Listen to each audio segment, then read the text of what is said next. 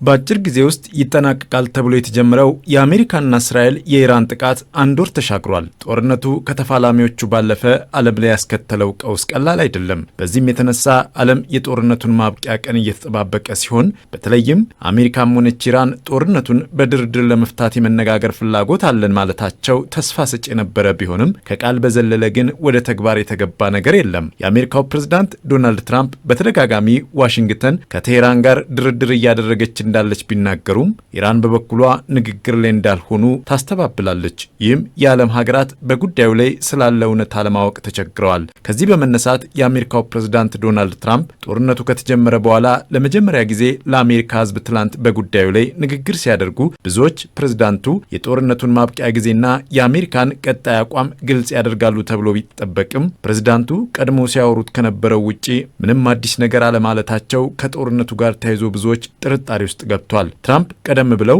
አሜሪካ ከኢራን ጦርነት በ2 እና 3 ሳምንታት ውስጥ እንደምትወጣ ያስቀመጡትን ሀሳብ በንግግራቸው ከመድገም ባለፈ በእነዚህ ሳምንታት በቴሄራን ላይ ከባድ ጥቃት ይሰነዘራል ማለታቸውና ኢራንን ወደ ድንጋይ ዘመን እንመልሳታለን ብለው መዛታቸው የጦርነቱን ማብቂያ ጊዜ ሊያራዝመው እንደሚችልም ስጋት ጭሯል።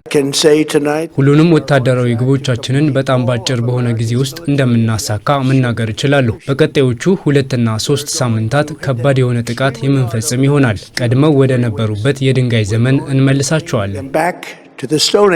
ትራምፕ ተጠባቂ በነበረው የትላንቱ ምሽት ንግግራቸው ለአሜሪካውያን ምንም አዲስ ነገር አልተናገሩም። አሜሪካ ግቦቿን እያሳካች ነው የሚል ድፍን ያለ ሀሳብ በማንሳት በቅርቡ ጦርነቱ እንደሚቋጭ የማይጨበት ተስፋን በመስጠት አሜሪካውያን ይባስ በመንግስታቸው ላይ እምነት እንዳይኖራቸው አድርገዋል። በሀገሪቱ በተፈጠረው የነዳጅ ዋጋ መጨመር ስጋት ውስጥ የገቡ አሜሪካውያን መኖራቸውን ያነሱት ትራምፕ ይህ የነዳጅ ዋጋ ጭማሪ ከጦርነቱ ጋር የሚያገናኘው ነገር የለም ሲሉም አወዛግቧል።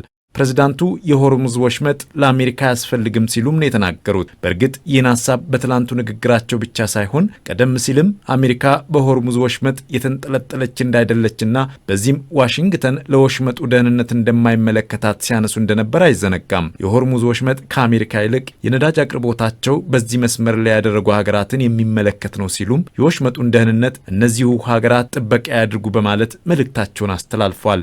ምንም እንኳን ፕሬዝዳንቱ ያደረጉት ንግግር አሜሪካ በኢራን ላይ የምትሰነዝረው ጥቃት ቀጣይነት እንዳለው ቢያሳይም ጦርነቱን በዲፕሎማሲ ለመፍታት የሚደረገው ጥረት ግን አሁንም አልቆመም። በተለይም ፓኪስታንና ቻይና በጋራ ጦርነቱን በአጭር ጊዜ ለማስቆም ባለ 5 ነጥብ እቅድ በማቅረብ አሜሪካና ኢራን አስቸኳይ ተኩስ አቁም እንዲያደርጉና በጠረጴዛ ዙሪያ እንዲወያዩ ጥረታቸውን ቀጥለዋል። ቀደም ሲል ዋሽንግተንም ባለ 15 ነጥብ የሰላም እቅድ ማቅረቡ አይዘነጋም። ኢራን ይህ እቅድ ለእስራኤልና አሜሪካ ያደላ ነው በሚል ባትቀበለውም በራሷ በኩል 5 ነጥቦችን የያዘ የሰላም እቅድ ይዛ ብቅ ማለቷና ለመነጋገር በሯን ክፍት ማድረጓ አሁንም የሰላም አማራጭ ተስፋ እንዳለው ያሳያል። የኢራኑ ፕሬዝዳንት ማሱድ ፔዜሽኪያን ለአሜሪካውያን በጻፉት ደብዳቤ የአሜሪካ መንግስት የኢራንን ወሳኝ የሆኑ መሰረተ ልማቶችን ማጥቃቱ የኢራንን ሕዝብ ኢላማ ያደረገ ነው ሲሉ፣ ይህ ደግሞ የጦር ወንጀል ነው በማለት በዚህ መንገድ መቀጠሉ አዋጭ አለመሆኑን ገልጸዋል።